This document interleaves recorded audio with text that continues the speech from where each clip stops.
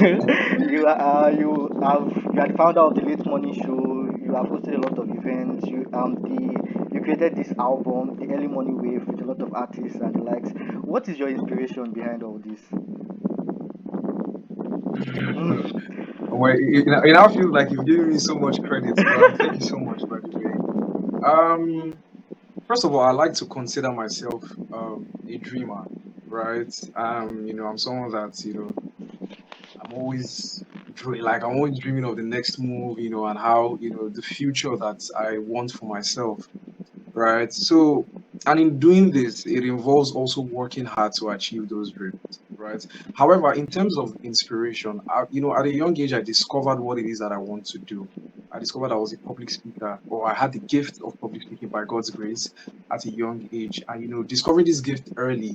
Another thing that, I also learned was that it's not just about discovering the gifts, about what do you want to do with the gift, right? And I wanted to put value out there. So it was some sort of inspiration for me because I knew that, if I work hard for all these things that I keep dreaming about, like I mentioned first, right? And I ensure that it's a full package with value that will bless people's lives, then it's a win-win for everyone. So I always worked hard, just to ensure that.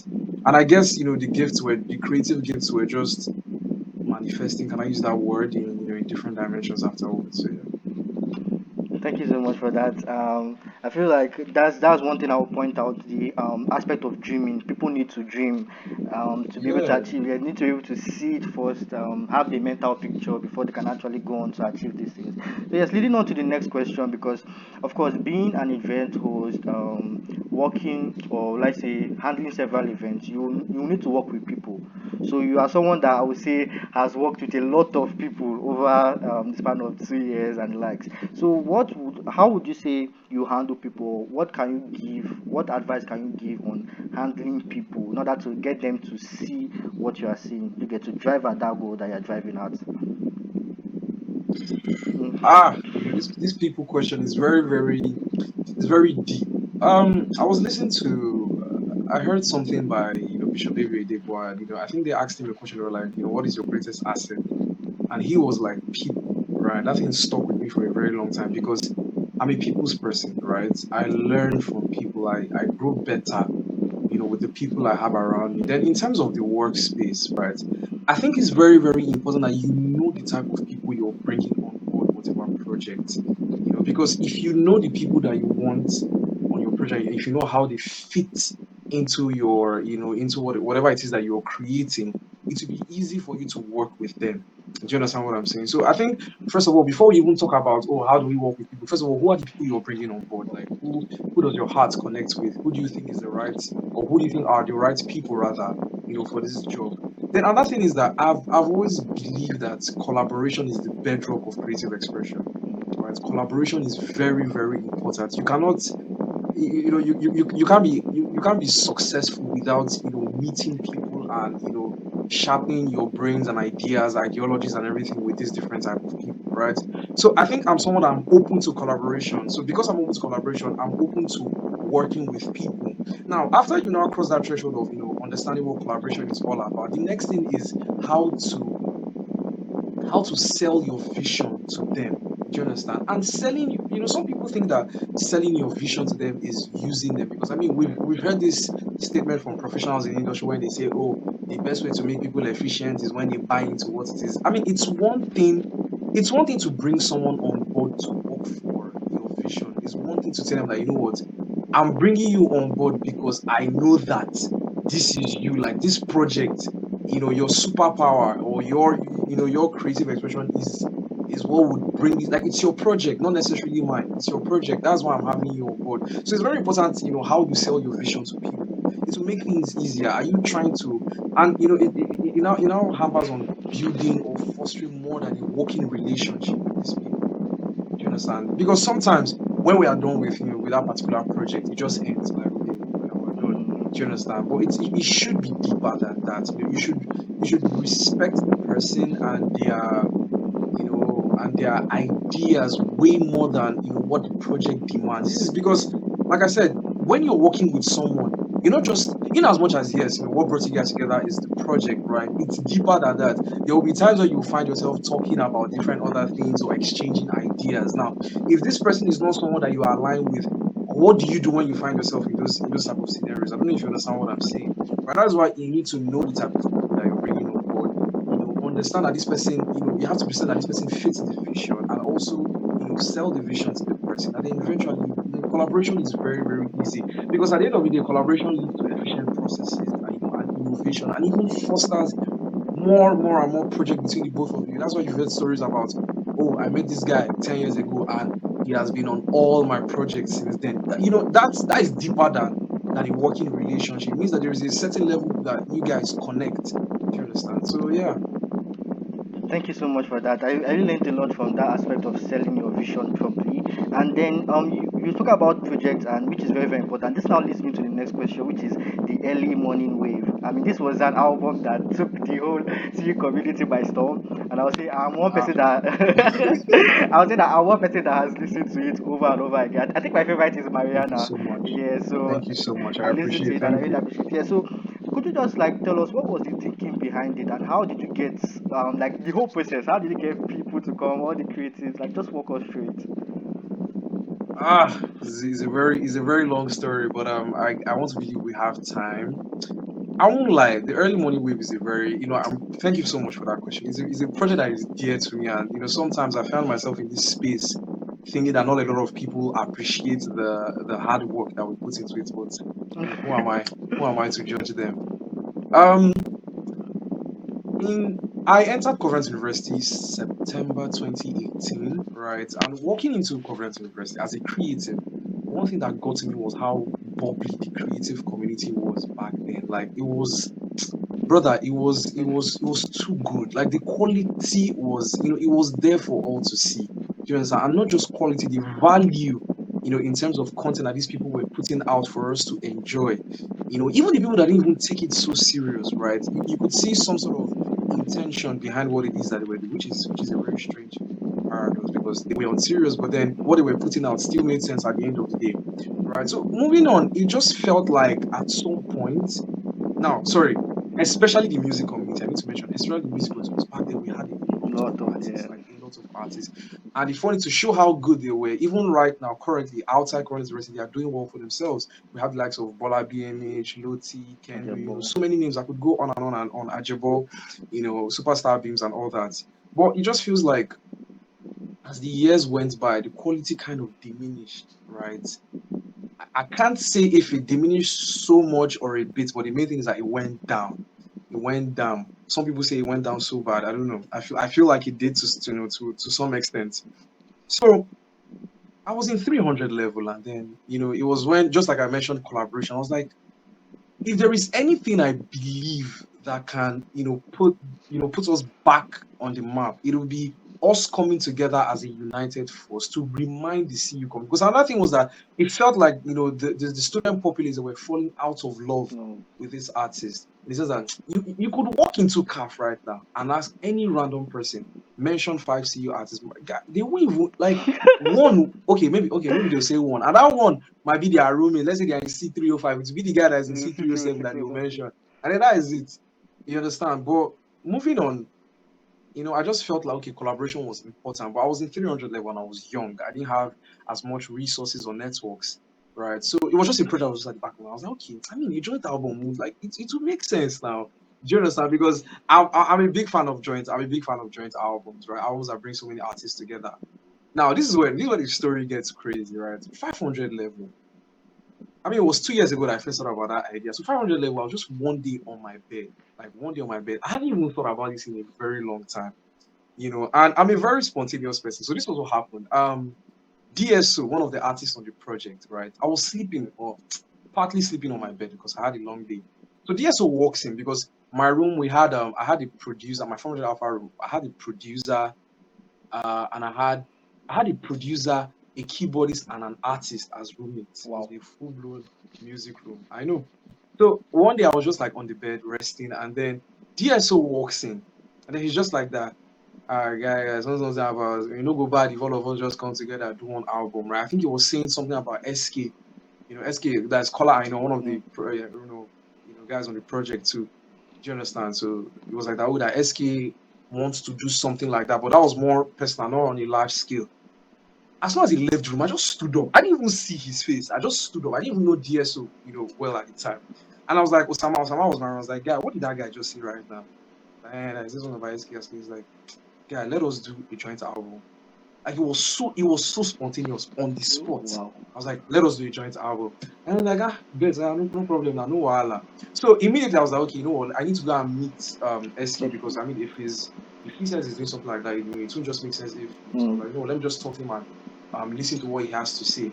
Right. So I met SK, I was like, bro, that I've also had this idea since, so that would you like to join me, on this one? SK was like, damn, that is perfect, it's perfect, it's perfect. And then work started immediately, like immediately. The first thing I did was I understood that the backbone of such projects are the producers. I did Mm. not joke with the producers at all.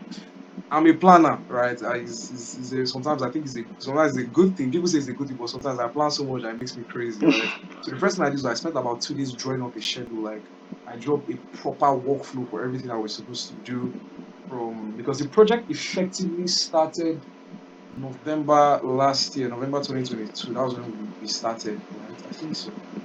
Yeah, thereabouts. So I drew up a calendar from November till about April, when I felt the project was going to come out. Right. So immediately I did that, the next set of people I went to speak with was the producers. I texted Tobe.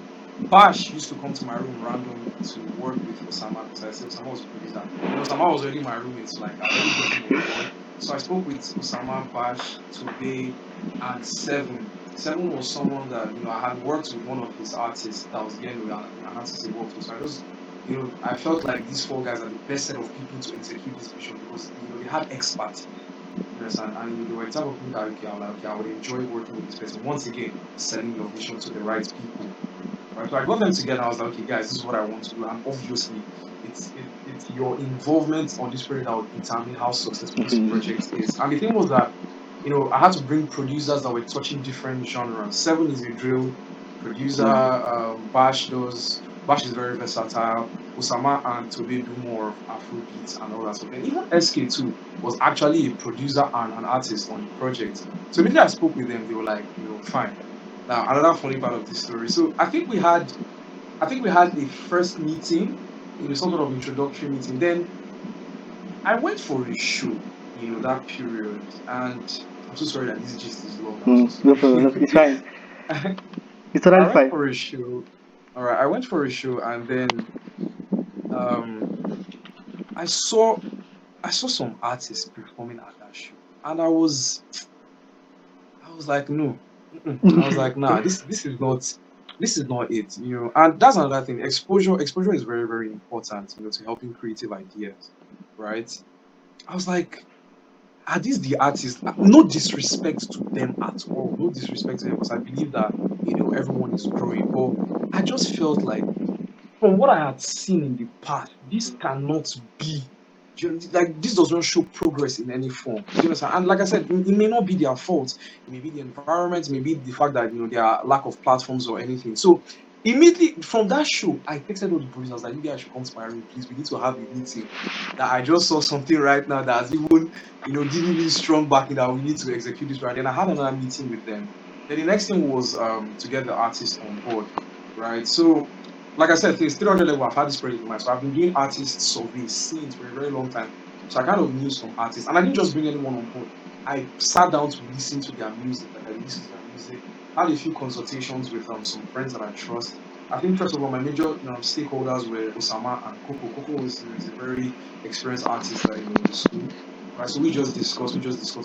I also spoke with the producers, because they have to be comfortable with the people that they are working with. And then they were like, yeah, that is guys. So I think we had about 13 artists on Okay. the project, right? So that was how we came about everything. Then I feel like the next step in was creative freedom, right?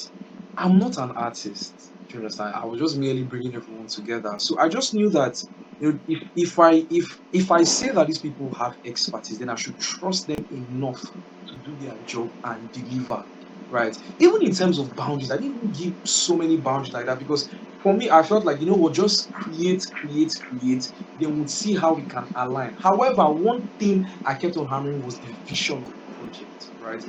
And the vision of the project was that I want this to be a collaborative project. You know, it's not a one person thing. This is all of us coming together to create a body of work to give to the student populace, first of all, to appreciate the music community and for them to also support you guys in turn. Because at the end of the day, just like democracy, for the people, by the people are very, very important in the progress that you desire for yourselves. If you're saying that you want a school where you're saying that you want a school where artists are respected, then you need to give the people enough reason to respect you. Because at the end of the day, it's those same people, the student populace, that will demand from the management that, you know what, we should have shows for this artist. Mm. I have a favorite artist in 300 level. How can I stay 1 year? But okay, imagine, imagine someone that has some sort of influence right now. He has a favorite artist in 300 level. And then he's like, how can I stay 1 year in school and I don't get to see this guy perform? Okay, you know what? I'm very close to the dean. He walks up to the dean's office one day. Ma, please, please, and please, can we have a show for artists? That's how we start. That's how we start. So I'm like, there are people like that and so much more in the student population. So you need to give them reason enough. You understand, to respect your craft, to respect you as an artist. Do you understand? So that at the end of it, they are willing to go, lengths for you. So that was just the vision. That was the only thing I kept on preaching. I'm like, create, but ensure first of all it's of good quality. Secondly, but of good quality and undeniable quality. That when they hear the True. music, like, nah, It's good. this is good music. So we did that, and then we kept on creating, we kept on creating, we kept on creating. We December we had series of meetings, right? So the first step, the workflow was the producers first sent so many beats. Each person, I think they all sent like 60 beats or so, and then, like I said, freedom. Maybe we sent all the beats because we had this Telegram group chat. I just told the artist, like, you know what, anything you like, just jump on it. At the end of the day, some people jump on similar songs. Okay, you know what, we'll just arrange it a bit, like working with the producers and everything. And then we went to the business side, which was very, very tricky for me because I didn't know a lot about the back end of music. But for me, the takeaway was just us collaborating. And, I'm so grateful to God, first of all, that, our dreams came to be. Like, it was a very good project. Like, and one beautiful thing for me about the project was that the early morning wave also birthed intra project collaborations. Like, now some of the artists, they met themselves for the first time Mm. ever, and they created. I think off the project there were like 4 songs that, if not more, about 4, 5, 6 songs that they all worked on amongst themselves, like personally, their own personal. But it was because they all came together like, oh, this guy is good. He would sound good on my project. And I could go on and on and on because the project excites me. And I'm not even done, because I feel like the student community, they didn't appreciate it. No. They did, but I felt like it was just too good of a project for the feedback that I got. So we're still trying to see how we can scale up and push it in more. So it was very, very good. It was very, very good. And it was, it's a project that will forever be, a part of my creative journey. Do you understand? Because it made me believe in the power of collaboration, bringing people together and creating a body of. Because the album was good. There were no bad songs. Thank you. Thank you so much for that. I'm actually, even I myself, I'm excited about the album. Like I said, it's something that I listened to again when it came out, something that I listened to for a couple of days, and I'm even still listening to till now. Again, so it's a very, very good album. And I think one thing I learned from what you said was the creative freedom. You get allowing people to, like I say, express that creative side, which is very, very important. You get so now this now leads us to the next question because we've been on creativity. How do you handle your creative block? I feel like there's sometimes where okay you don't have certain ideas, you are, let's say, poor on ideas. How do you go through this phase? It's simple. Exposure. Mm. Exposure. Exposure is, you can't be a creative and not expose yourself to new things. I don't even know if my own is creative block, or sometimes I tend to be lazy. All right, I tend to be very, very lazy, and once I just find myself slipping into that phase, which also kind of links to creative block. I just tell myself that, what, I need to see something fresh, and I'm not. It does. I'm saying something fresh does not discard your old ideas. I just feel like as a creative, right? As a creative, your process should be one of unlearning, Mm. relearning, and constant learning. Like you have to edit your beliefs sometimes. Do you understand? I mean, you're a financial guru. Take for Mm. instance, right now, all my life, I've known. Okay, I grew up with my mom teaching me saving. Saving is all I've known, right? Savings is a good thing, but editing your belief on learning means when you grow up, you realize that it's not just all about saving, Savings. but also investing. I don't know if you understand what I'm saying. Yes, yes. I'm trying to speak your Yeah, grammar. I get what I'm you're trying saying. to I speak get your what grammar right now. So it's the same thing. And if when you now learn about investing, you're now open to a whole new dimension of the knowledge that comes with you're investing. saying. It doesn't you didn't discard saving. You've just known how to scale it up basically and apply it to new realms and everything. So it's the same thing as a creator. You need to be willing to to expose yourself. Exposure is the bedrock of creativity.